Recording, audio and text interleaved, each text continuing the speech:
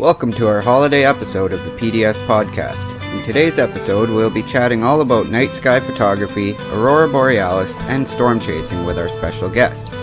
But before we get started, I just want to take a moment to thank our sponsor for today's episode, Miracle Dent Repair. We'll hear a little bit more about them a little later in the show. Also, if you're watching us live right now, just remember that this is the raw and uncut version of the podcast, which means you may see or hear some things that don't make it into the final episode. Also, during the break, you'll have an opportunity to ask today's guests some questions of your own. Now, you may have noticed that this intro has been pre-recorded, and the reason for that is because I had oral surgery yesterday and I will not be hosting tonight's show. So with that being said, I would like to welcome and introduce you all to today's guest co-host, Michaela Iwasek, who has been kind enough to step up and cover my spot for today's episode. So thank you, Michaela. Now sit back, relax, and enjoy the show. Good evening, everyone. Just before we start, we wanted to make a quick mention of the events that happened on Friday night. As many of you have likely heard, there was an absolutely devastating tornado that occurred on Friday evening, affecting multiple communities across Arkansas, Missouri, Tennessee, and Kentucky. We would like to send our condolences to all those who have been affected by this tornado. The American Red Cross is on the ground assisting families affected by the storms in Missouri and Arkansas, and have tweeted that they're assessing the situation and beginning relief efforts. So hundreds of workers and volunteers are working across the region to provide support to those in need. And there's also, I believe, people who are just going down and taking supplies to these communities, as well as there's also a GoFundMe link, which maybe Jordan can sneak in here somewhere. But so the PDS podcast is trying to assist the Red Cross to raise disaster relief funds for those impacted by these storms. If you want to make a donation, please visit redcross.org/donate and select the disaster relief under the I Want to Support tab. And it's at the bottom of your screen there right now. So good evening, Michaela. Good evening, Shannon. Good evening. Hey. How are you, sir? I am very festive with this distracting Santa hat. How are you two? Good. Very good. Thank you for stepping in for Jordan tonight, Michaela. That's awesome. He's lurking in the backstage, but he won't be showing his face till the breaks. That's okay. Might be a little swollen around the edges. I'm not. He's got a beard to hide it, though. He'll be fine. That's right. Hey, you never even see the bruising. That's right. And that sick diamond-plated grill he's going to get it's going to make it all worth it.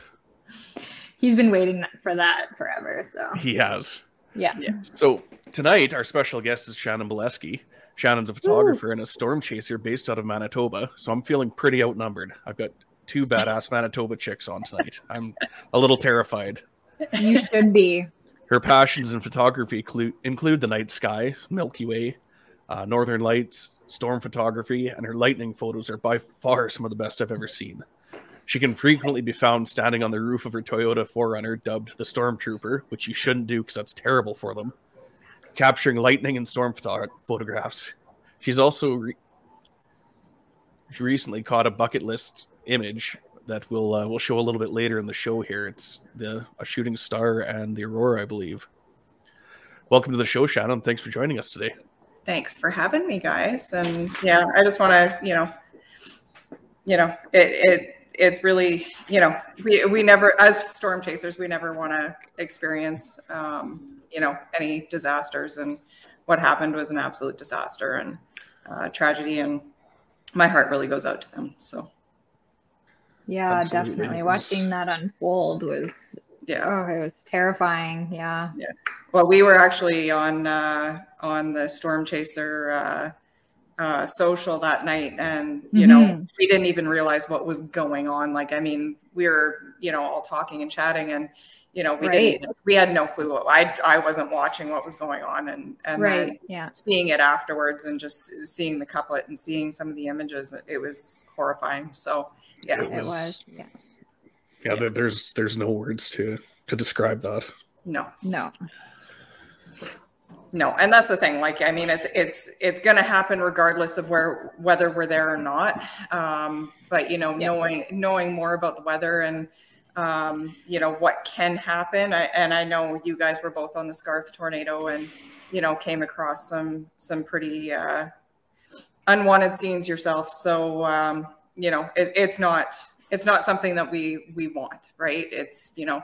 Never if ever we see a storm, we don't want to see it do damage, you know, at the most, you know, in a field where, you know, there's crop insurance and, you know, there's no real harm done, right? So out in the middle of a pasture by an old abandoned farm. Yeah. Then you've got some foreground. Yeah. That's right. Throw some holes in some of those old barns and there you go, right? Yes, exactly. Add some drama to those photos. That's right. The only place tornadoes need to be. Yeah. All right. So we're jumping in. Might as well jump right in. Jump right in. So we're going to talk about Aurora chasing. So Shannon, yes. You, like many other Canadian photographers, Manitoba photographers, myself included, love going out to the middle of nowhere, crazy as we are, and freezing our rear ends off to photograph the aurora, as well as all of the other beautiful displays that appear in the night sky.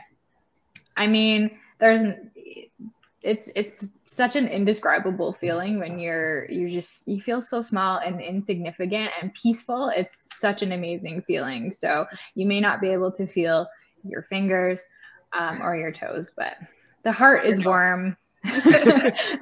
Yeah. So some questions for you about aurora chasing. What is it that attracted you to start taking photos of the glorious night sky? Honestly, like I got into photography mainly because of storms and trying to catch that perfect shot of lightning. And so after I'll explain my story after, I think in the storm portion, but you know, after seeing my first tornado, I bought my first DSLR in 2007. And so my sister-in-law and I ended up going out, started looking for the aurora, and you know, back in 2009 was when I started, and you know, we never had the data. Like, we were basically looking at the Alaska forecast of, you know, KP3, KP, you know, 6, 7, which we never got back then, but it was basically 3 or 4, 5 back in 2009, 2010. And so we would just go out and go check it out, and and we, you know, sometimes we got lucky, sometimes we didn't, and you know, and it was always that chase for, it's kind of like going out for storms. Like, you'd get like a 1 in 10 shot. It was a little bit less than that, I guess. Maybe, you know, every third time that we would go out, we would actually get some aurora, and you know, it's kind of the excitement of the chase where you actually get something, right? So just being able to see it, and you know, I grew up in Thompson, which is about 8 hours north of here. And, you know, we used to get it all the time. I took it for granted when I was growing up there. I spent 21 years up there. And, you know, there's one night that I can remember, and it was absolutely magical. It was, so there's the trailer courts, and then there's Davis Bay, and then a great big field.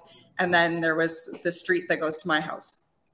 And so I think I was about 16 at the time, around midnight, and I was walking home, and it was, Davis Bay was a little sketchy at the time. I don't know if it still is or not, but it was a sketchy area. So I had to go walking through there, and you know, I was a little bit nervous, and looked up, and I saw a shooting star. I saw the aurora. That was the best show I have ever seen in my life. It even tops the one that we had here on the 4th, November 4th here. But it was greens, it was pinks, it was yellows, and they were dancing in between each other. Like, I just felt safe, and it was a magical night. So nothing bad can happen when that's happening above you. Yeah. And you know, and it was just one of those things, like, I didn't even notice the aurora at the time until I saw the you know, that shooting star. And then it just made me look up and take it all in, and yeah, it was magical. Well, that's crazy. That sounds Amazing. Yeah. I need to go north a little bit more, I think, one of these days. You do. Well, there's one day, as soon as we get another, major warning for another KP 7-8, I may actually go up to Pichu Falls, which is about half an hour south of Thompson. So if you ever want to go for the drive, we'll just go up for another drive and take me away. Okay. Don't leave me out. I'll drive. You're over there. You're in Saskatchewan. I'll meet you wherever.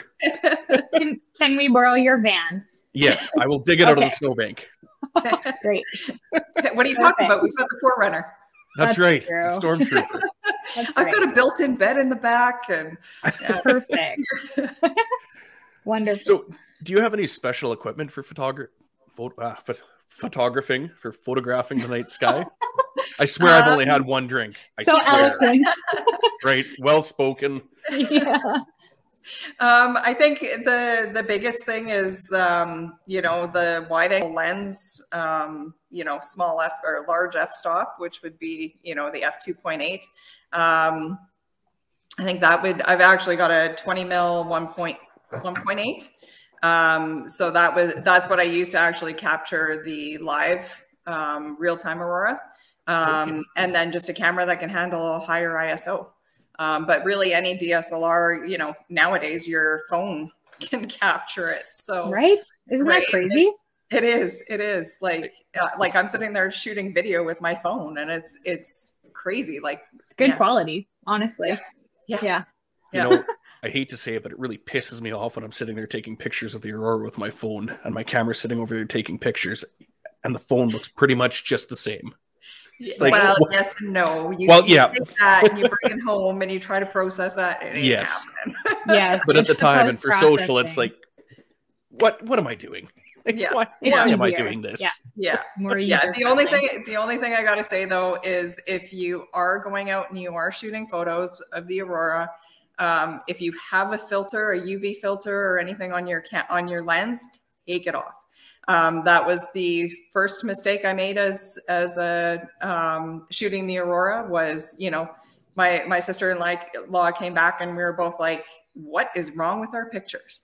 And, there's this big ring around it. And then we found out that I can't remember, centric rings, I think is what they are. But it's basically caused by your filter. So you got to take that filter off.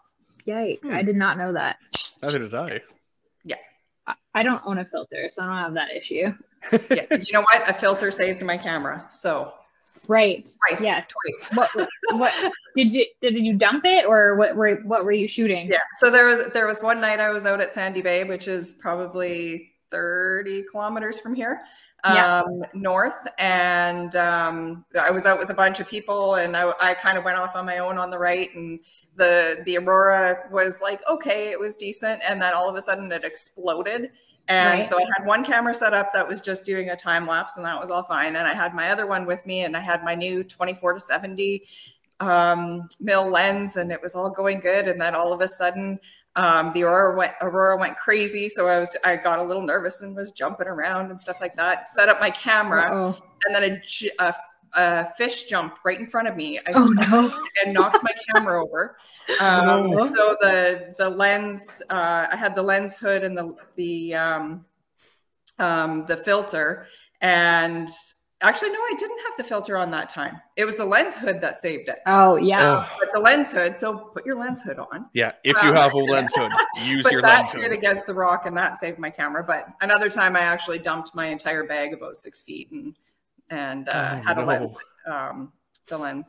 The filter saved my lens. So I've been lucky. The only time I've dropped a camera is into the snow. Yeah. But they always land lens first. They do. It's just heavy that way, right? It's just like, boop. Yeah. Jerks. Yeah. I know. Isn't that terrible? I've dumped mine numerous times, but it's just a little scratch. It's like, it gives it character, right? Oh no, this one was a bad one. I was taking it out of my vehicle, and I was actually going on a storm chase. And so I was bringing my camera bag up, and I guess for some reason, one of the sides was completely open. So I pulled it over my shoulder and then turned around, and I had my 24 mil, my 70-200. I had, I think it was my D800 at the time, all of it went flying. And my 7200 smashed up pretty good. The filter was completely smashed. But yeah. Yikes. Fun times. That That's a nightmare. Me. That's like cringe. Yeah, I'm cringing. Yeah. No, thank you. Yeah, they all survived. That's all good. That's what repair shops are for. That's right. They stay in business because of our clumsiness. Yeah, exactly. Do you have any special spots that you are drawn to that's like Old Faithful that you like to shoot when there's some kind of event in the night sky? Yeah, it all depends. I now have two. So I've got, I'm sure you've seen it, the tree. The tree is literally a 1-minute drive for me. I could probably walk there in less than 5. It's just down the road, so I can, go out in my PJs and, I've minus 30. I've gone out, with my truck and stayed warm in the truck and just kind of parked there and shot there. I've gone out, gone Perfect. there. So that's Sounds a good one. Incredible. Yes. Yeah. And then my other favorite spot is Sandy Bay. That's, I got to say, my favorite. I've always had luck there. It's also, it always changes. Like, so I've shot there so many times. There's rocks, there's beach. The last time I shot, I don't think I posted any. Actually, I think I posted one, from the last show. And I've got like probably 3 of me and then my friend that was out with me. But I mean, you get indents in the sand, you get different patterns. Like there's, it depends on how much water there is. And, we've had water pretty much all the way up the beach. And the last couple of years that's been pushed right out. So you've got rocks, you've got, so many things. So that's my favorite spot, but it's a bit of a drive. That's okay. It's worth it. Yeah. I think I already know the answer to this question, but is there a special night that stands out for you above all others when you shoot in the night sky? Yes. You're going to show the picture, right? Well, hopefully Jordan. Hey, there it is. There it is. Wow. Yeah. So crazy. So that people don't understand how rare that was. It's not just a meteor, but it was like, okay. So I'll start at the beginning of the night. So basically what happened was, there was supposed to be Aurora. It was supposed to be KP4, I think. And I kind of debated back and forth. I'm like, do I go? Do I not go? Like this was March 30th. And it was, I think it was the Good Friday. And it was, as you can see, this is March and it was frozen solid. Like I think that night it was maybe minus 20. I want to say minus 23. So it was still really cold out. And so what happened was I must have gone back and forth at least 5 to 10 times. I'm like, screw it, I'm going to go.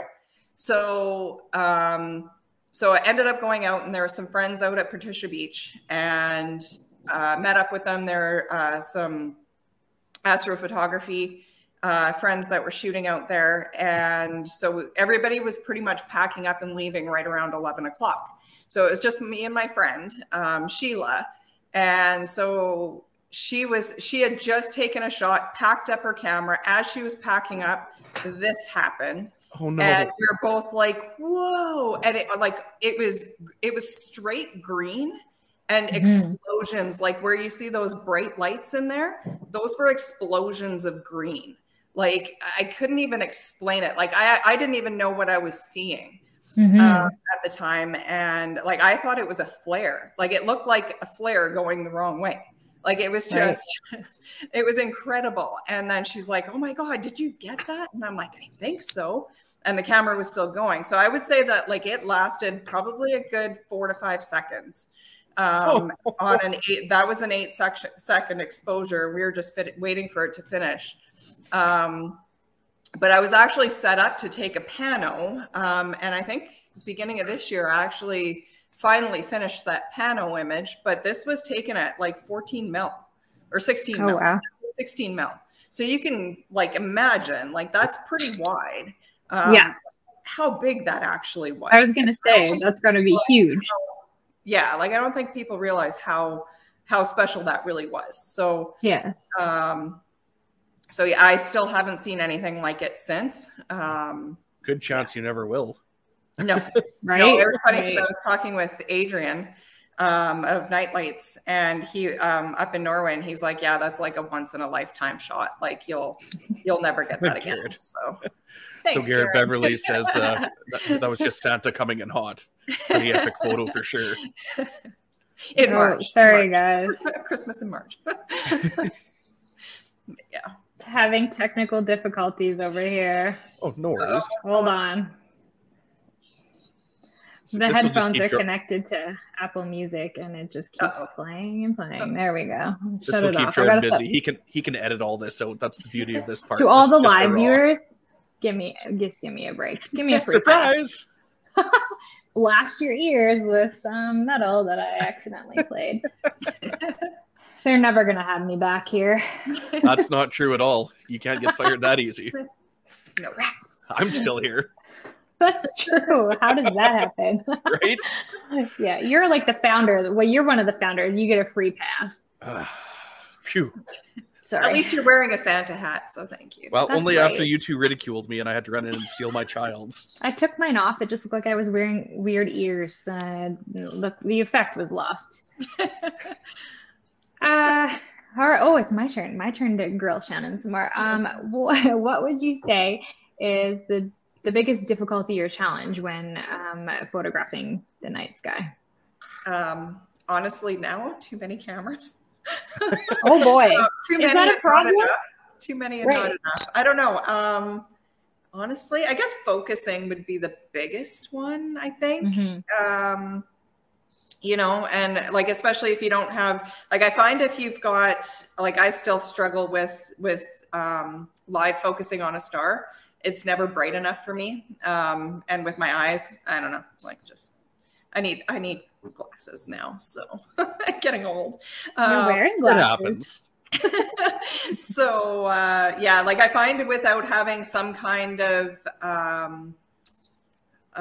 like a light on the horizon, kind of in the distance, I find those are easier to focus on than the stars. Yes. But one of the tricks I was actually using a long time ago, it still works, I just haven't done it, is because I don't get that much in advance anymore, but is if I know I'm going out for the night, I'll take the camera and I will focus on the horizon and lock in that focus. And then what I'll do is I'll take one of those like charity bands, those rubber bands, and I'll stick it in between the focus ring and the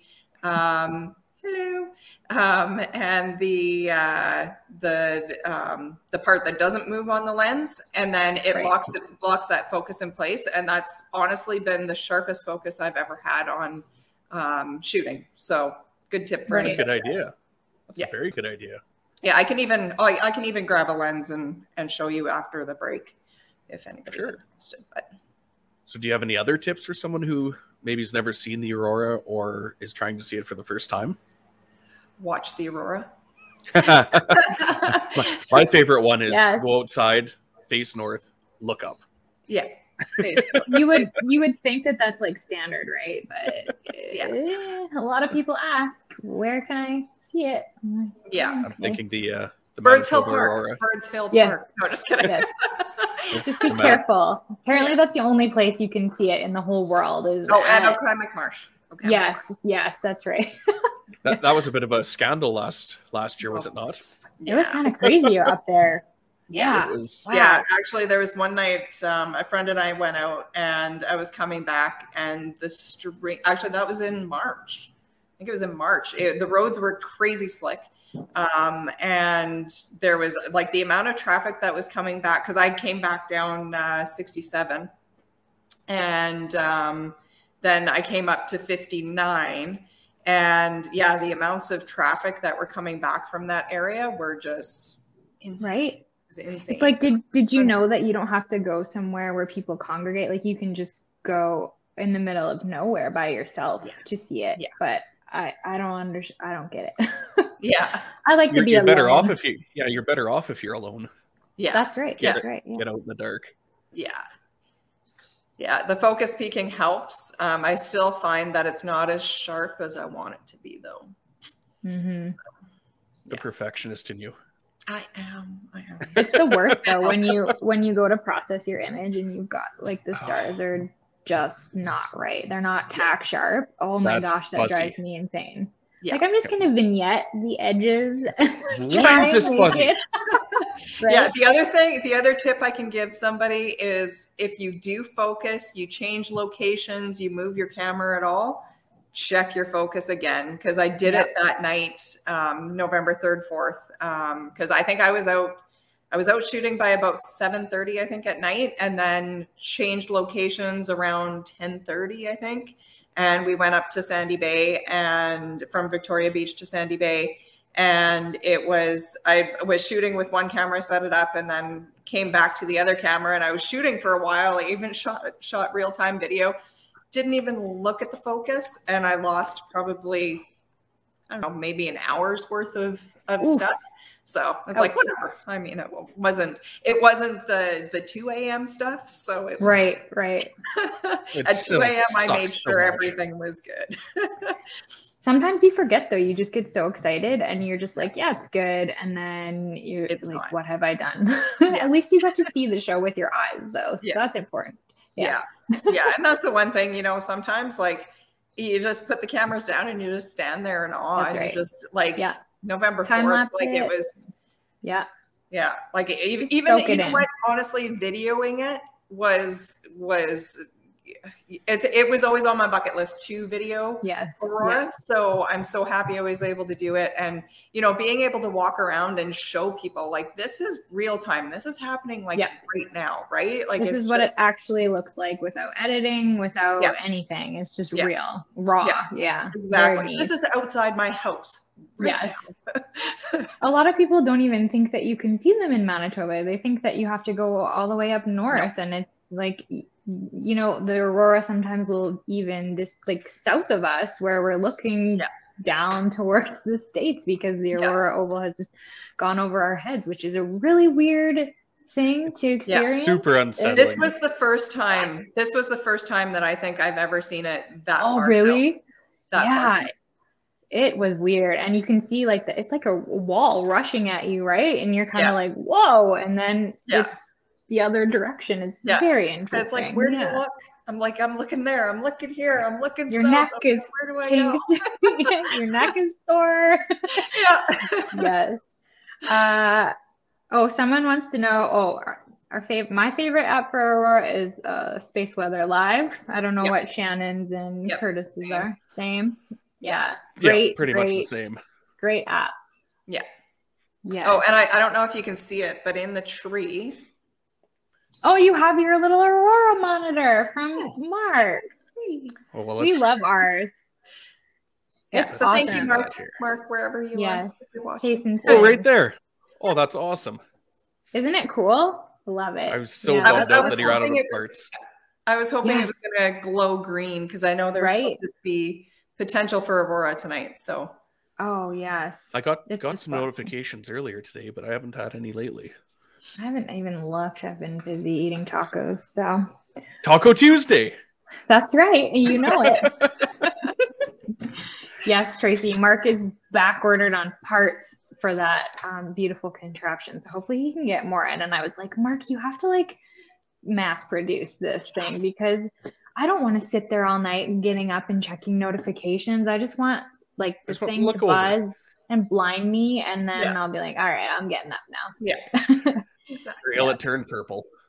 Yes. Well, that was awesome. It was like I think it was within the first 2 or 3 days that I got it, and it was glowing purple, and I'm like, oh my God. Go, run. So jealous.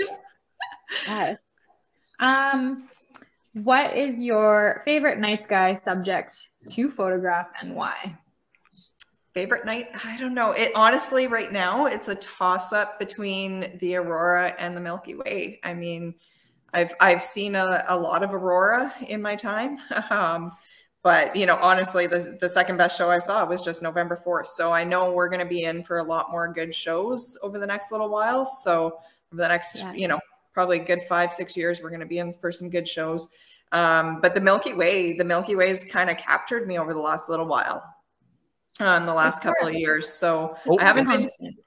Sorry, your monitor is blinking green now. Just now that you had said it, it's flicking.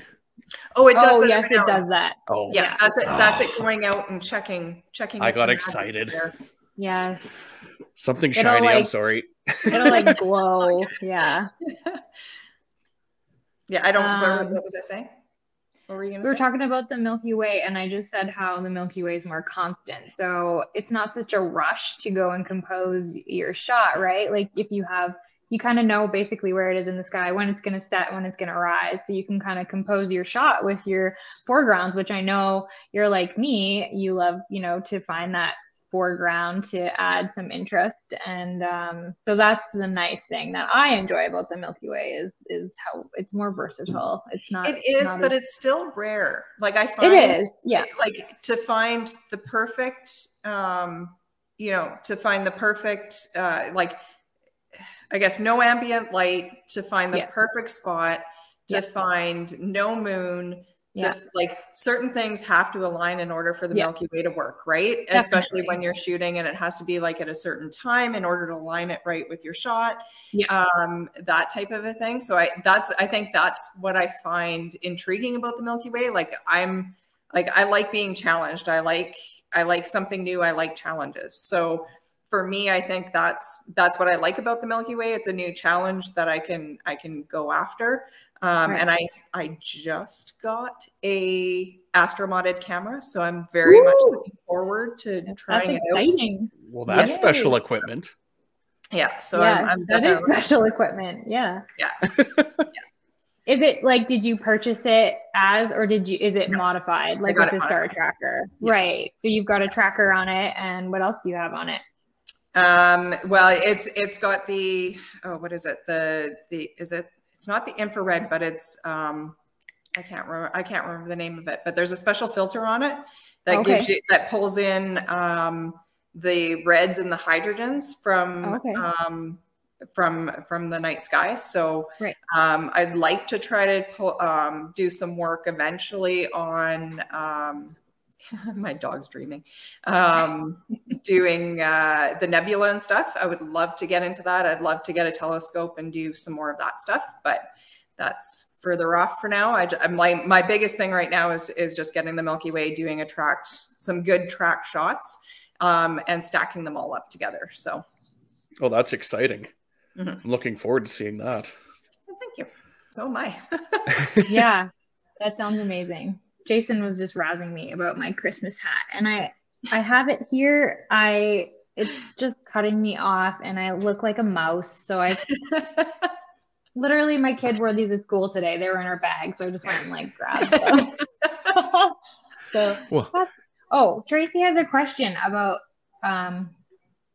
settings on the camera. Shannon, do you want to answer that one since you're the pro? So typically for the Aurora, I shoot my ISO a little bit lower. So my ISO it all depends on your camera, but my camera can handle my D800, the D850, Nikon D850, can handle pretty high ISO. My Nikon Z6 can handle more. So I think my Z6, I usually have it at 3200 ISO. My D50, 850, I've got at 1600 ISO, and then depending on how bright the Aurora are, will be how long I shoot, how many seconds I shoot for. There is also the 500 rule, which is, I can't remember what it is.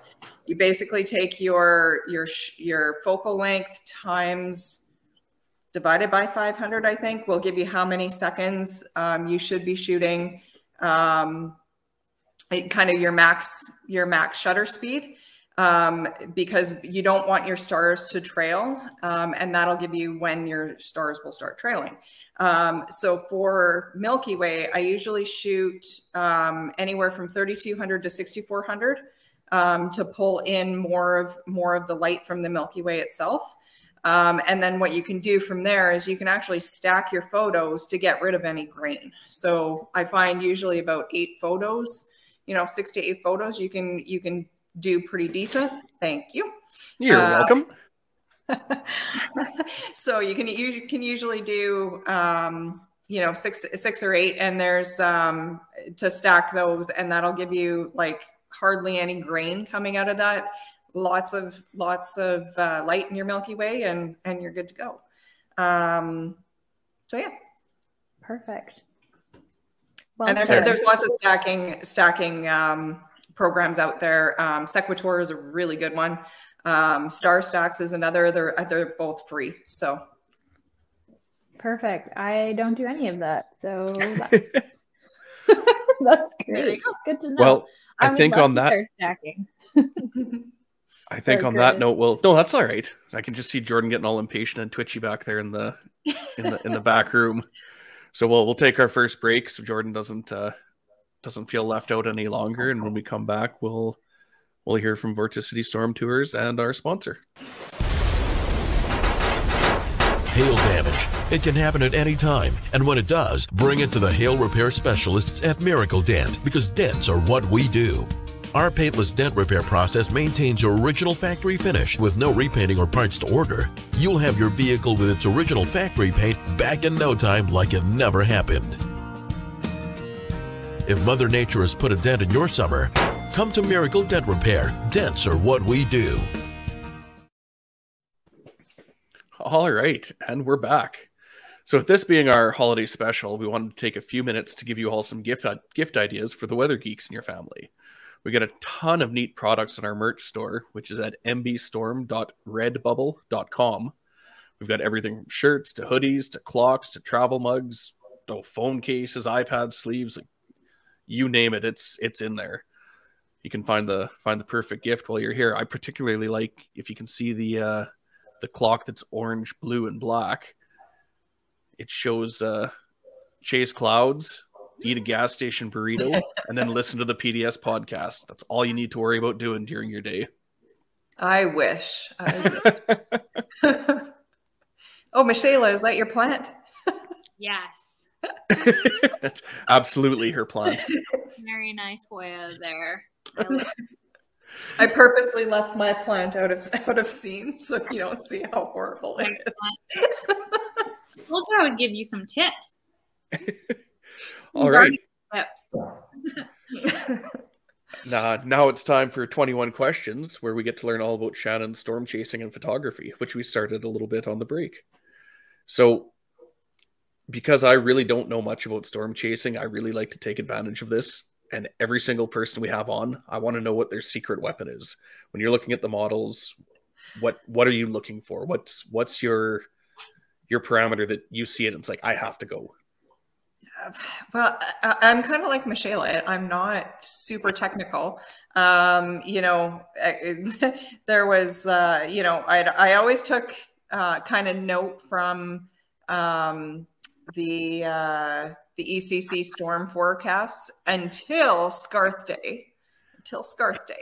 That's when I'm just like, no, I'm not trusting them anymore. And then I would go and take a look at the models because I honestly don't have a ton of time. So I'd like to get more into looking at the models on a daily basis and that kind of thing.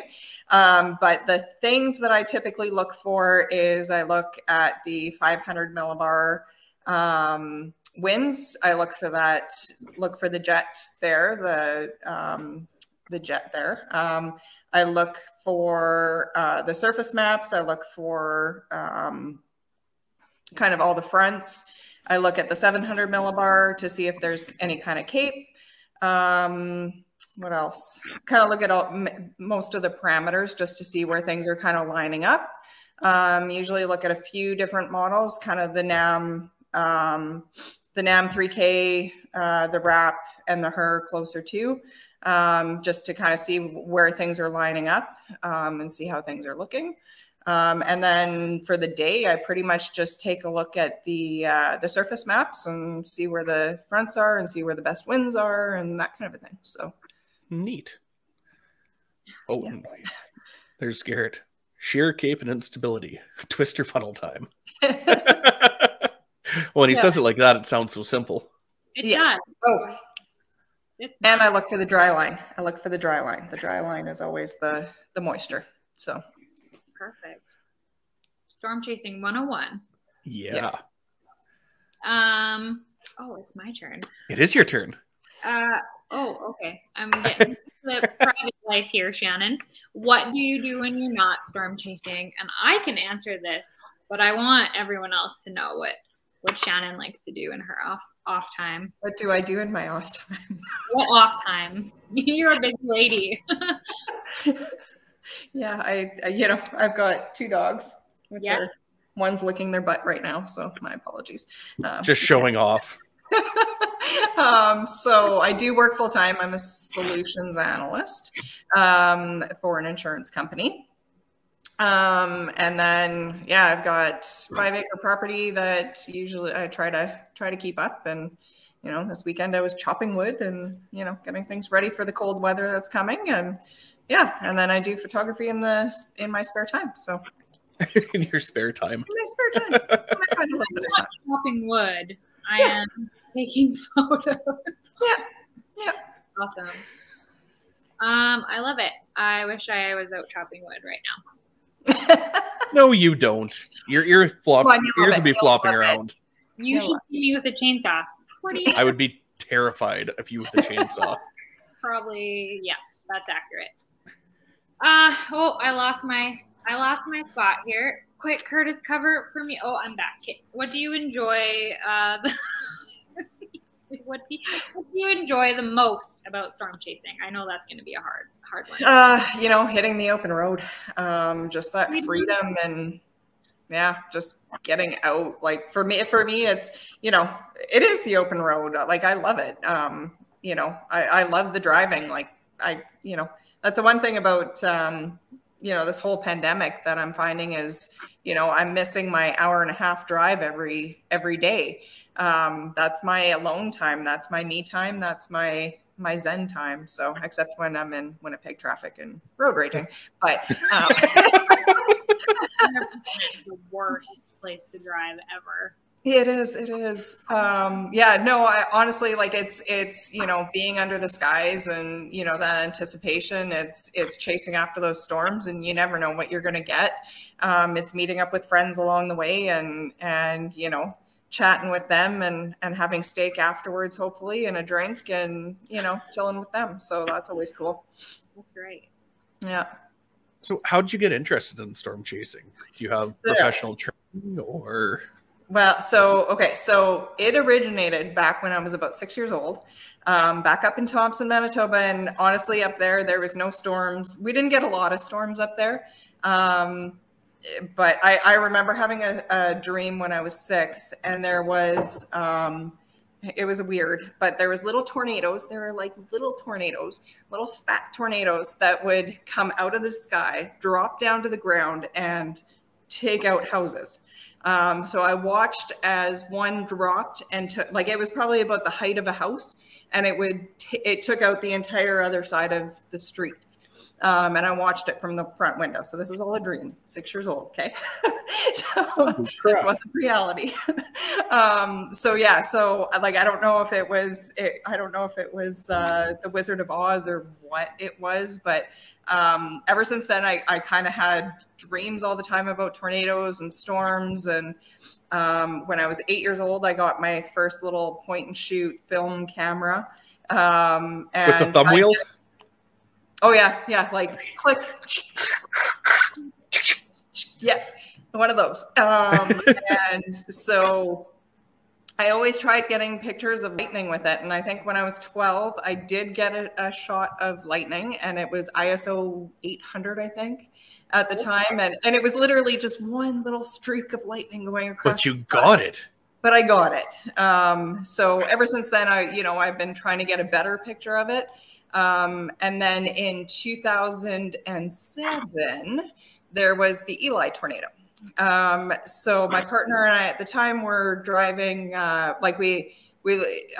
had mentioned on, he was watching, the Weather Channel and that little ticker tape at the bottom and everything, and severe thunderstorm watch in effect. And so he's like, well, let's go now because there might be thunderstorms. So it's like, okay, like rush out of the house and off we go, because we had to go to Brandon to see my sister and my niece. It was her 3rd birthday party. So So we headed out of the house, and then, you know, I was telling a friend the week before, literally a week before, I'm like, I would pay $10,000. I don't have it, but I'd pay $10,000 to go and see a tornado, like have somebody like show me a tornado. So driving down the road, and, you know, it didn't, like, it was blue skies on one side. It was a little dark on the other. And I knew nothing about storm chasing at the time. I knew nothing of it. And then all of a sudden it was dark, and I noticed something drop out of the sky. I just noticed something. I'm like, I swear that's a funnel cloud. Like, I've never seen one, but I swear that's a funnel cloud. He's like, no, it's just a funny cloud. So sure enough, like within 2 minutes, this thing was on the ground. We watched it from start to end. We had, what was it? Golf ball sized hail that was being flung at us. Like, that was the first thing that we really noticed out of the storm, was this golf ball sized hail. It like hit the windshield, and we were doing like 110 down the highway. And, you know, it felt like, you know, the windshield was about to crack. And yeah, so it was crazy. It was crazy to witness. It was amazing to see. It was amazing that nobody got hurt out of it. You know, and at one point we were like, if you look on my YouTube, there's actual video of it. I've got pictures of it. I ended up doing a little scrapbook of it. But we saw both tornadoes, that one and the Oakville tornado. I have a picture of the twins at the time. And, you know, at one point it was so close to us that it's just like, okay, like, let's turn around. So we kind of took an exit and got at a point where we could turn around, and we actually turned around because it was really close. Like, I've got a picture out of the rear view, window. And it, you know, you can see the dirt picking up on the ground because it ended up hopping the highway pretty much at the same time that we had turned around. And yeah, and then we came back around and we saw it just before it dissipated, and we saw the Oakville tornado on the left of it as well. So, and then it's like, okay, well, what do we do? Like, we had no idea. Like, so what did you do? So it was like, okay, well, we can continue going. And we had the collar cloud and the wall cloud like rotating right above us. And you could see this little thing trying to still come out at the same time. And it was literally like right above us on the left-hand side. And it's like, okay, well, you know, it's like, do we just gun it and go, or do we wait it out? And it's like, no, let's just gun it and go. So, so that's what we ended up doing. And, you know, it was amazing because the second that we got out from the wall cloud, there was like a rainbow and sunshine, and like it was just this one little area. Like, it was incredible. And that's kind of what started my fascination with storm chasing itself, because it's like we were so close. It's like, you know, in some cases, you know, you can outrun it. You can see what it's doing, and you can follow its movement. And especially knowing now what I know, you know, we could have been in a position where we would have been safer than what we were. But at the same time, it was the realization that, you know, this thing is big and nasty, yes, but, you know, we could maneuver around, right? And it's not as big as you think it actually is when you're actually there. So, you know, it's hitting small areas for, you know, for Manitoba anyways, as far as I've seen. You know, they're relatively smaller. So, so yeah, so that's where I kind of started from. I learned more about it, learned more about the forecasting, became a little bit more brave over the years, I would say. You know, and, you know, the lightning is my passion still. You know, that's what got me into it, and that's still what I love to see. That's what gives me energy, and yeah. Awesome. So I think you answered this in the previous question, but where was the first tornado you've ever seen or you ever saw? That was Eli. Oh, it was Eli? It wasn't the one up north? That was my first one. That was my first one. I saw it pretty much from start to end. I saw the twins. So, you know, an Ep.5. Not a bad first Ep.5 tornado. and twins can't top that, really. Whatever. No. It's no big deal. Yeah. And then from there, you know, also from there, I was going to add is 2015 and 16. I ended up going on extreme tornado tours. I took 2 of those. So if anybody's interested in going out and learning more and kind of seeing what people do, definitely go on a tour. I know Jordan's got his tour, right? I was going to say, I'll recommend Vorticity Storm Tours. There you go. And, you know, honestly, like we got super close with the tornadoes. Like in 2016, we saw 24 tornadoes in 5 days, and we were like 50 to 100 yards from each one. So, you know, like you can't get any better than that. Like it was, you know, pretty incredible. So I learned a lot off of those, as well as going down with friends the last few years. You know, I've gone down with Tom, and, you know, I've seen Jordan down there a lot, and, you know, meeting up with them and learning from them as well. So that's awesome. Yes, definitely. I never got to go on a tour. I'm a little bit jealous. What do you drive as your storm chasing vehicle, and what special equipment do you have to go along with it? So I've got my Toyota 4Runner, and I set it up, what was it, last year or the year before? Year before, I guess. So I've got special drawers now, and a sleeping platform, so I can just, and I've got that set up kind of late spring all the way till fall, late fall. And so that I can, you know, I've got everything in there that if I need to pull out of bed for the night, I can just take a nap in the back, and it's very comfortable. I've also got all of my safety gear. So I've got first aid kit. I now have, as of last year, I've got an AED in there. So if anybody ever gets struck by lightning, or anybody comes across me and I've been struck by lightning, it's in my back drawer, just to say. Yeah, you know, lightning's dangerous, and you know, I always tell my family, if you know, if I'm out storm chasing and I get hit by lightning and I die happy. So it was meant to be. Yeah. I always say, you know, when I'm 90 and I'm in a wheelchair, just wheel me out into a tornado and call me Dorothy. I don't know. Yeah. So yeah. What else do I have? You know, I usually bring, you know, for any electronic equipment, I usually have my cell phone on me. But my cameras, I always have my cameras set up on tripods, or I've got one camera now set up on my windshield mount. I've got my Wi-Fi extender, signal extender, that I pull out every now and then when I'm in southern Manitoba and they don't have enough data. Yeah, what else? I think that's pretty much it. You know, relatively simple, I guess, right? It's easier, I find, when you've got, like, sometimes when I'm watching Aaron chase and he has, you know, quite a bit of equipment, not as much as some people, but I'm like, how do you manage? How do you, like, triage what comes first? What camera? Like, I just couldn't handle that. So I totally agree with you that, like, the least amount of equipment that you can get your job done and keep everything safe and get your shots, totally the way to go. Definitely. Yeah. If you were to guess, how many tornadoes have you seen, or have you caught since you started chasing? I know that's a loaded question. It is. You know, there's a lot of people who count. I'm not a counter. I know we caught the 24 that one year. I got to be close to 100, I would say. Gotta be. So the correct answer then is all of them.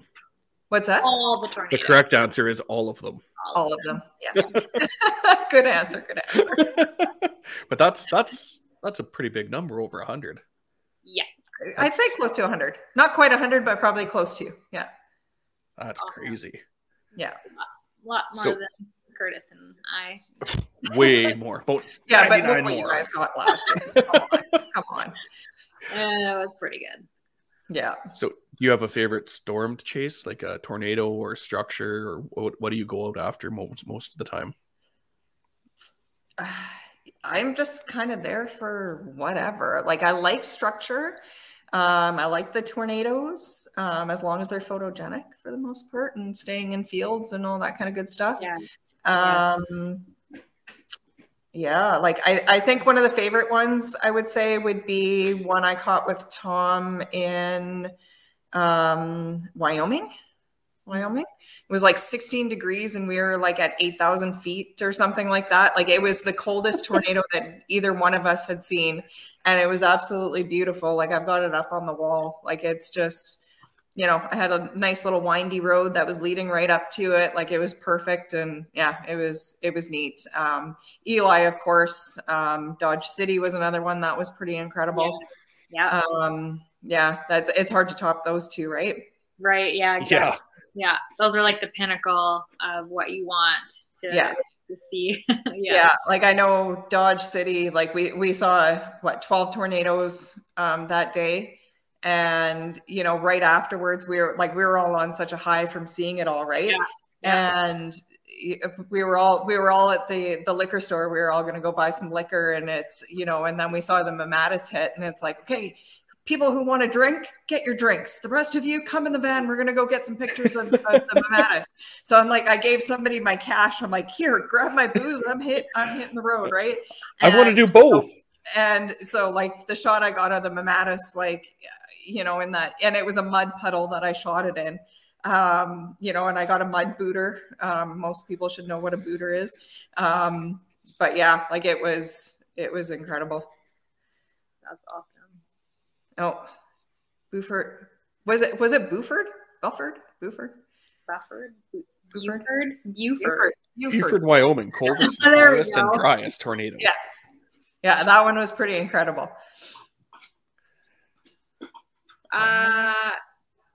All yours, Curtis.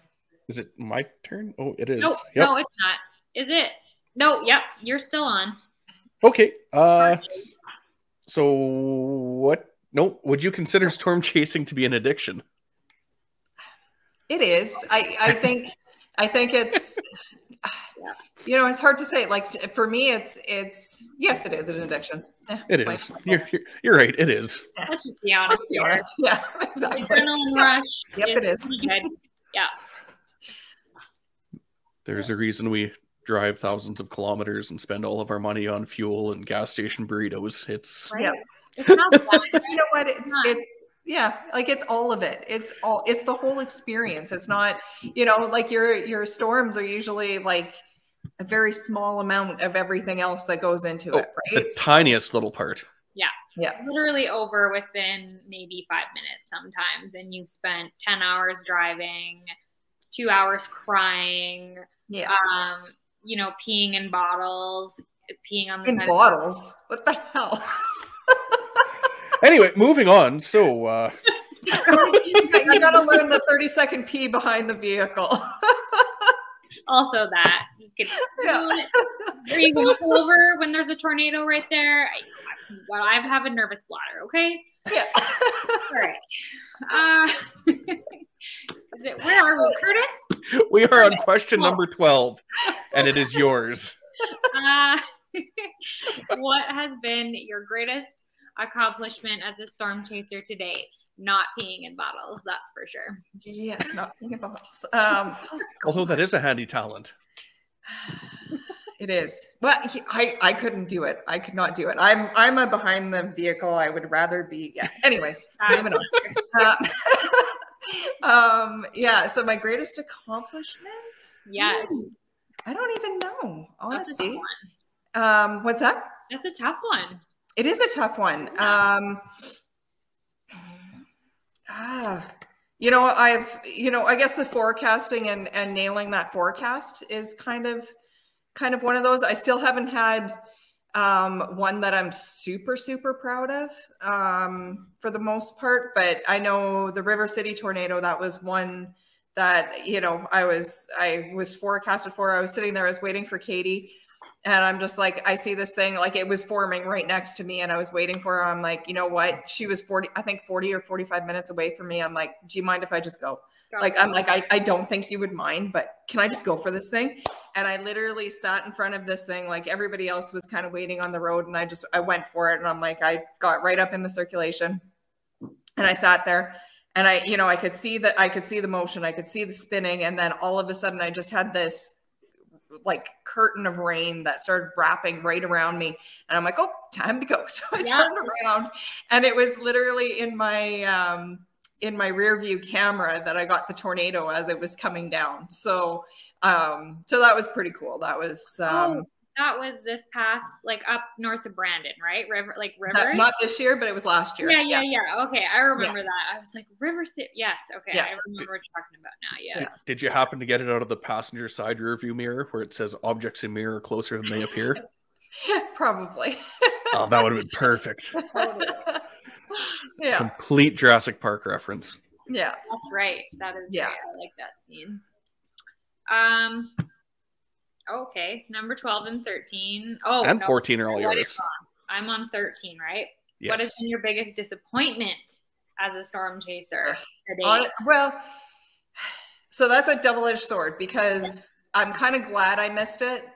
But at the same time, I kind of wonder, you know, if I was there, could I have helped? Could I have done something different? Right. And that's the Scarth tornado. Like, I was like, I think it was the night before I had a migraine, or I started getting a headache that night. And then I woke up the next morning with an incredible migraine. And I don't think I got rid of it until about 2 o'clock in the afternoon. And I was still dizzy at that point. But I was keeping an eye on things, and it just like, to me, it just didn't look like it was lining up 100%. So I'm like, meh, not worth it, right? Not worth the 4.5 hour drive. Right. So, and then I saw, I think Jordan's live feed or something like that. And maybe you had posted a picture, Michaela, and there was a little tornado that had come down. There was, and I'm like, okay, that looks kind of cool. Didn't expect it to be anything. And then not even 5 minutes later, there was on Twitter, there was a shot of Aaron with this massive tornado in the back. I thought it was fake. Like when I first saw it, I thought it was fake. I'm like, no way. Everyone did. And then I'm like, literally real. Everyone. Questionable. Yeah. And then what happened afterwards was tragic. And yeah, so for that reason, I'm kind of glad I wasn't there. But at the same time, I wonder if I would have been able to help out. Right. Yeah, definitely. I totally understand. Yeah. And that's one thing that I would like to get more into and kind of be more proud of, I think, is being able to give more education to kids and in schools and stuff like that. So I think I'm going to look into that into the future and do more of that because Manitoba does get tornadoes, but I think it's important to get that education out there. Definitely. And we get them, they're few and far between, but it seems as though when they do happen, they're quite large, quite prolific. They're quite strong and violent tornadoes when when it does all come together. So, I definitely education is very important, and if the kids can retain some pieces of that and it can help in some way, then that's incredible. So, what kind of photography equipment do you use? I know you said you have a Nikon Z6 and a Nikon D85, D80? D850, and I just got a D750. So you are packing heat. I am, and then I've got all the lenses. I'm set now. I shouldn't buy anything else. Come on. You never actually no. There's the Z9 came out. One more piece of glass that I want, and that would be the Sigma Art 14 mil 1.4 1.8. I've got the Sigma Art 24 1.4. I've got the 20 1.4. Great lens. Yeah. The only lens you can overexpose at night with. Yeah. Right? I think, you know what? I might sell up some lenses to actually go and get that one. So, See, that question is in there just to try to spike a little controversy between Canon and Nikon, just for fun. Canon. But Nikon. I almost switched from Nikon. I almost went to Sony. It was a lot of people did but I see now that a lot of people that had switched to Sony have now gone back to their original setup, whether that be Canon or Nikon. I don't know, but they've all kind of Sony's out now.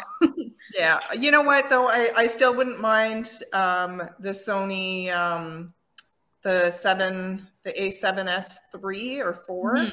Yeah. Just for the low ISO capabilities. Yes. Or high ISO capabilities for shooting, real-time Aurora at night.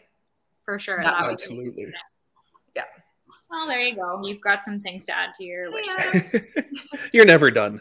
No. Never done. No, you're not. It's such an expensive hobby because you Oh, think you have everything, and then they come out with, oh, look at this, you need this, and it's like, all right, take You my wanna make- credit card. Yeah, take it's your like, yeah, I kind of want an Astro modded, and it's like, oh, I kind of want that, right? money. Right. Yeah. And getting into different types of photography and different styles and things, you're like, oh, okay, well, I kind of need this for that, and oh yeah, it's never ending. If you want to make sure your kids never do drugs, teach them photography as a hobby because they'll never have money to buy them. Right? I like that. But when they're young kids, though, and you're footing the bill.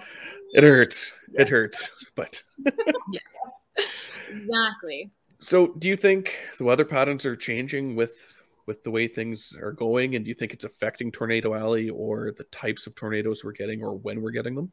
Absolutely. Absolutely. I think we've seen that, right? We've seen that in the stats even. Like, climate change is real. Plain and simple. I mean, I think there's always going to be weather patterns that are going to change over the time, right? But we've already experienced, oh, geez. Well, I don't Friday's have tornadoes. stats in front of me, but we've already increased our average temperature by 2-3 degrees, I think, over the last 10-15 years, right? So that the pattern is already there for that, but we're always going to have our La Niñas or La Niños. Like, we're always going to have the different weather patterns that affect these things, right? And it's interesting because I'm curious how COVID is going to play into the next few years, because there has been less. There's been more stuff about the fisheries. There's been, less fishing. There's been a lot of other stuff too, right? That is affecting things. Like there's, what was it? There was whales and stuff that were entering places that they never did before, right? Because the people weren't there. So without the people being in these places, I'm curious how that's going to affect some of these things as well. Well, that was over in Asia, wasn't it? Wasn't it tigers? There were tigers roaming around or something. I don't know. Because the water's so much cleaner that the fish were actually moving back in. Yeah. So it'll be interesting.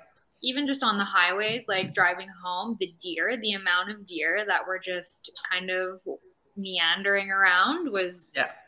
Well, look at the bears. Like there's been the hunters from the States and overseas haven't been coming in, right? So the amount of bears that Manitoba has had has been incredible. Like I've had one bear a mile down the road from me for as long as I've been here. Right. And now there's been an influx of bears in the area. Like I had one in my front yard for right. Yeah. So COVID has affected Aurora shooting by not containing the bears. Yes. No. No. I don't care. I still go out. I'll still go out. I got my Forerunner. My Forerunner will protect me. I got bear spray in there anyway, so. Have you ever gotten too close to a tornado? I think River City would have been the closest one. I wasn't too worried though. I think there was one situation. It wasn't a tornado, but it was a situation where we were kind of in the right place with wrong situations, I guess. So it was a high risk day, and they were calling for a potential outbreak. And so there was a whole bunch of chasers out, and we ended up in the right place. I've never seen storms initiate so fast. I think it went from. We saw the CU field, Cumulus field, and it was in 2017, and it was our last chase day. And it was literally a CU field. All of a sudden, the tower started firing off, and it had gone from that to tornado warned within, I would say, 10 minutes, if that. Like it was just incredible. And that's part of the reason why the tornadoes didn't happen. But like we had 1.5 inch hail that was basically kind of circulating us and coming at us. And then, so we tried to get south. But what happened was there was train tracks and a train. And we got stuck there. And there was three cars in front of us. And I think it was maybe half a mile up was the road to go south to get away from this. So it was literally, these storms are kind of coming up behind us and we're just like sitting there going, and these things are tornado warned, you can see them spinning, and so I kind of got out, looked down the tracks, and there was only like, 4 or 5 cars on the train, thankfully. So it went past and we got out of there, but that was probably one of the sketchiest situations that I felt nervous because, I was somewhat leading the van of us that we were going. So I felt responsible, right? So I didn't want to be in a bunch of hail like some people like hail. And if I'm not in a vehicle with, I can protect myself and, protect my vehicle to a certain degree because I don't want to get hail dented. I think I'm going to start carrying a Skidoo helmet with me just for that reason. Yeah. And there was that one with Jordan that we were on as well, by Ben Goff. That one was kind of sketchy. So we ended up, I think I drove 10 hours. That's the one that I have on my Twitter, pinned on my Twitter, where it's yeah, there it is. He was ready with it. So just wait though. So we're sitting there and we get this beautiful sunset, we get lots of rotation, it's tornado warned. And, my data that day was so sketch, it was horrible. And so we get up to the tail and Charlie go up to this thing and, we had, I think it was 9:30 by that point, and we could have taken the north road to go home, the south road to kind of get away from home, but get away from the storm, which is where we should have gone. And then there was an east road, and it's like, well, the east road was not the greatest. It was the only one. The east road had nothing coming off of it for, I think, 23 kilometers, 30 kilometers, something like that. So we basically, once we get on this road, we're on it, and it literally went boo, boo, and up and down. And it was so after looking at it, a couple miles down the road of it, I'm like, no, we're not doing that. So we're just going to stay put. And when I looked at the data was outdated to begin with. So it didn't look like it was that bad for rain or hail or anything like that. Like we figured we would have gotten some small hail at the most. And then it looked like the rotation had already passed us. So I wasn't too worried. So this is where lessons learned.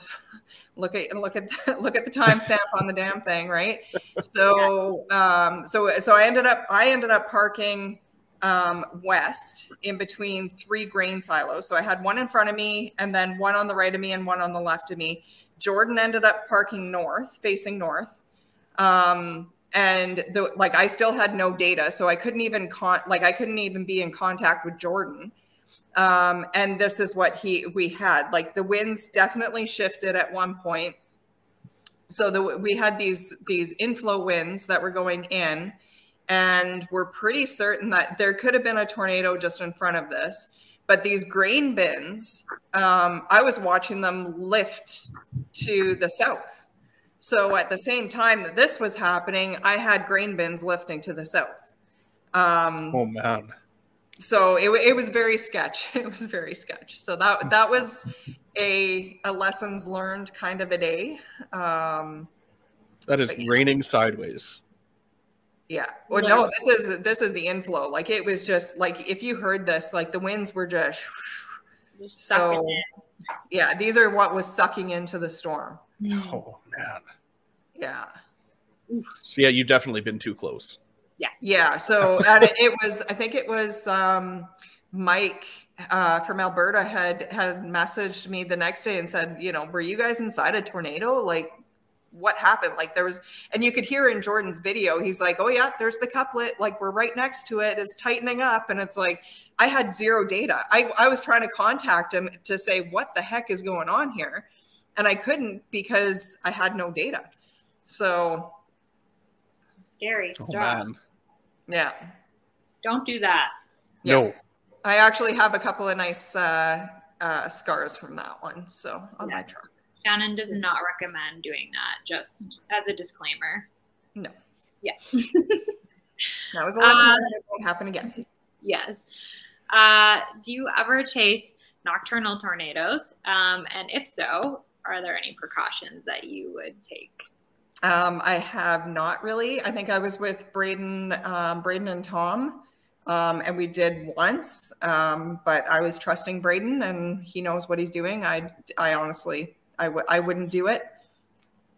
You can't see what you're doing. I mean, it's dangerous. Terrifying.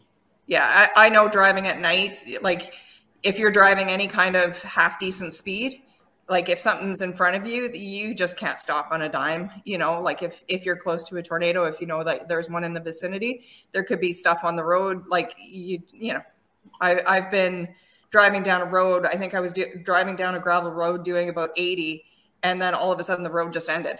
So slamming on the brakes, and you know, you're sliding, and you know, I was like probably this close from the end of road sign. But you know, imagine a power pole being down and coming across that at 100 kilometers an hour, right? Yep. Scary. Yeah. Not good. So what's the scariest moment you've had while storm chasing then?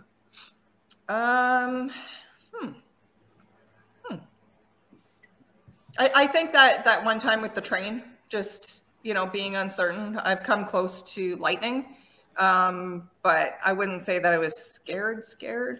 I've had lightning kind of strike off to my right, and then the feelers come out and actually burn my eyeballs, like where you, like, it's just like you've just got this flash in front of your eyes, and that was in the daytime. And you know, as my one eye, like I was pretty much blinded for a couple minutes with that So burned into my eye. Yeah. But I've been pretty close to some lightning. So there are many types of storm chasers out there. So we are wondering, what type of chaser are you? Are you in it for the science? Are you in it for the photos, the videos, the adrenaline rush? You know, food. I don't get the adrenaline rush out of it. I don't. I really don't. You know, maybe off close lightning, but you know, I keep a level head. I'm in amazement of, you know, the power of Mother Nature. I think that's, you know, what I'm in for, like, is just seeing it, just witnessing it. You know, taking photos of it is a bonus for me, just being able to share that with people. You know, it's just witnessing it. It's just experiencing it and feeling it. There's just nothing quite like it. Like, yeah, it's hard to explain. Do you know what the most miles you've traveled in a single chase were? Yes, I do. We all know that. So this would have been, I think I was driving for 36 hours within a 48-hour period. And so I had driven from Oklahoma City, because Tom's dad was supposed to be in, I think this was on a Wednesday. His dad was supposed to be in. So I think that morning I left, driven to Nebraska, chased for, I don't know how many hours, ended up driving up to the south of South Dakota, meeting up with Jordan and Arter and Barb for the night, and then we had breakfast, and then we all kind of went our separate ways, and I ended up chasing in Kansas that day, and then went all the way back to Oklahoma City again. So it was from Oklahoma City to where we ended up in South Dakota. It was 741 miles, and then it was that all the way back, basically. Yeah, so that's a good chase. That's a healthy chase. I loved it. bit of a jaunt. That's what I live for. That's what I live for. The driving and just, being out there with, seeing this and, visiting new places and seeing new terrain, and yeah, love it. Love it. So with traversing all those provinces and states, which is your favorite to chase in? Hi, Tom. My favorite to chase in. Kansas, I would say. I really like Kansas. And why is that? Why is that? Just the terrain, I think. It's pretty open. Lots of fields. The roads aren't the best. Up in Canada, though, Saskatchewan's got to be the topper. Hey, there we go. Yeah, that's what I was fishing for. Yeah. Saskatchewan. Always Saskatchewan. Shayla's just rolling her eyes. Okay, parts of Saskatchewan, but like this corner over here next to me is like a dead zone. Like, don't go there ever unless you absolutely have to. Yeah. Roads are terrible and the self-service is non-existent, but there's lots of cool abandoned buildings, so that is one. But the roads are always reliable. Like Manitoba and Saskatchewan, for the most part, the roads are always reliable. I remember driving down one road in Manitoba, chasing, and I don't even know where this was. And we're driving along, and then all of a sudden, the road basically turned to quicksand. Like it was sand, but mud. And it was just like, okay, just keep the foot on the gas. Just keep the foot on the gas. Stick it in like the sand mud mode, and away I go. Right?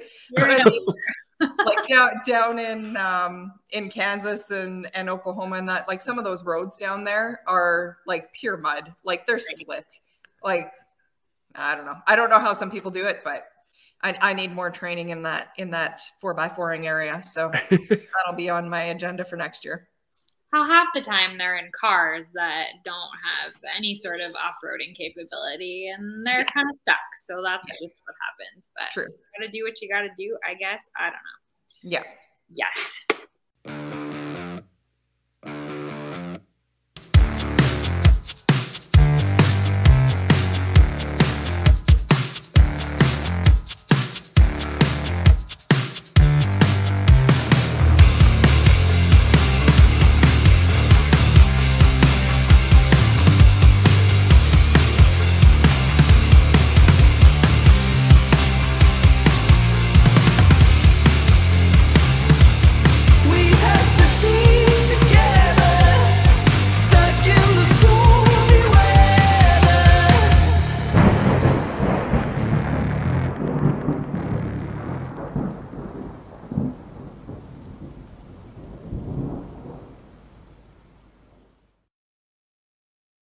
I have lost my agenda again. That's all right. We're just waiting for Jordan to insert a sound effect, but I don't know if he can. So we'll just pretend that we heard the thunder and the lightning. This is where I can't hear lightning, but good. We hope so. We really, really hope so, because it's been a little bit of a rocky start for us with this game. Okay, excuse me. I did really well. So exactly, which is terrible for us. You were like, how do I fill this dead air now that well, this was a terrible, terrible mistake, but we've been getting better. We've been making them harder. That's good. That's good. Not good for Shannon, good for us. That's right. I tried to study a little bit, but hopefully there's a Canada one in here or two. So what we're going to do is it's going to be a single tornado. We'll give you 3 facts, and if you still can't guess it after 3 facts, then we'll start giving you your lifelines. And if you can't get it after that, then we win. Okay. Okay. All right. So fact number 1. Just got to make sure that they line up with. Yep, there we go. So it damaged a shopping center and numerous vehicles. Do I not get a picture of it? No. What? No, you don't. Sorry. Oh, God. No visual aids. This is a closed book test. Okay, no clue. Fact number 2. It killed 42 people, and 25 of those deaths were vehicle related. That sounds horrible. It does. It does. Why did we choose this one? Because it was really tough. Still no clue. So fact number 3, at times it was 1.5 miles wide. It continued northeast into Oklahoma where it dissipated. Tulsa? I just got no sound effects. That'd be like the womp womp womp womp womp womp. Come on. He's just sitting there giggling. He's probably gone. He's probably down there. He's got his hands thrown up in the air. Okay, so what do I get for lifelines? Okay, so your first lifeline is it caused over 1,700 injuries, destroyed over 3,000 homes. Okay, that's another tip. That's not a lifeline. And left 20,000 homeless. Who do I get to call? Call Tom. Call Tom's Matana right there. Oh, there, Tom's guessing. Okay. No. But that's wrong. I'll Lifeline number 2, it was the most infamous of Texas tornadoes. This huge F4 first touched down about 3 miles. It was in Oklahoma, though. That's where it dissipated. Okay. So this huge F4 first touched down about 3 miles northeast of Holiday, Texas. Can I use my phone? You can. You got one more lifeline though. Okay. This tornado occurred on April 10th, 1979. I don't know my tornado history. Garrett. Look Garrett. at Garrett's comment. Garrett nailed it. Perfect. Which one? Well, one of those. Which you can pick. One of those two is right. Oh. Huh? What? It was the Wichita Falls tornado of 1979. I would have guessed the wrong one anyways. Jordan had it up on screen. I thought I got to guess based off of pictures. No. I guess we could do that, but that could be a lifeline though. Like insert a quick photo of it. There we go. It still wouldn't have helped me on this one though. So write that down, Jordan. I will say mine was pretty simple compared to yours, Shannon. So thanks. You're welcome. All right. Thanks, Jordan. Thanks. No, actually, I picked this one. This was the first one I got to thanks, pick. Curtis. Thanks. Curtis. I wouldn't have admitted that if I was you. I know, but I'm not going to let you live that one down next time I see you. I feel like I don't do enough to help the show. Jordan does everything behind the scenes, so I feel like I did my one little part this time. Put that hat on. That's right. Yeah, it's my toque. It's sweating. It's very, very warm. It just keeps getting higher and higher on my head. So, Shannon, where can people find you on social media? Shan Bill, SHA. Oh, only one L. Only one L. Oh. It'll be fixed in a second. It'll be edited. Honestly, my name, I'm the only Shannon Bileski out there. So Google Shannon Bileski. And it's spelled bile as in like puking bile and ski. So like bile ski. Bile ski. Yeah. So Shan Bill, everything is under Shan Bill. So yeah. Perfect. Easy. And Michaela, where can people find you? Oh, also my original name that my mother decided to name me, at Michaela Iwasek on Twitter, at Michaela Iwasek on Instagram. Probably don't find me on Facebook. I don't post anything interesting other related there. Yeah, Curtis? Well, you can find the PDS podcast on Twitter at the PDS podcast. Jordan at Manitoba Storm Chasers on Facebook, Twitter, and Instagram. And you can find me at 706 Photos everywhere. So if you listen to this and liked it, please do us a favor and subscribe to it on your favorite podcast app. And if your app lets you leave reviews, please do that. That just helps us get found by the search engines and gets our rating bumped up the charts a little bit. And I saw that it was pretty high on the charts. Every now and then we get a pretty good spike. It's exciting to see. It's crazy. Yes. Couldn't do it without everyone listening though. That's awesome. So become a supporter on Facebook for the chance to win exclusive merch and prizes. And don't forget to head over to mbstormredbubble.com, which has all of that amazing merch that was up on the screen a while ago. And make sure you tune in for episode 6 live on December 28th with some weird guy that I don't really think should be on a podcast. Just kidding. And this was how we got Michelle to agree to come co-host with us. We let her introduce. I get to razz the next guy. Aaron Jayjack will be the next guest on the PDS podcast, and be prepared for that. He likes to talk a lot, so Should be good. And thank you so much, Shannon. I haven't seen you in a long time, so it was great to see you. We met many years ago at an A&W in Mooseman, and here we are on a podcast. So yeah, that was good. You too. Yes. And thank you everyone for tuning in, and Merry Christmas. Merry Christmas. Thank you guys everyone. for having me. Merry Christmas, guys. It's been a blast. I needed this, so thank you. Great. Take care, Shannon. Thanks, Curtis.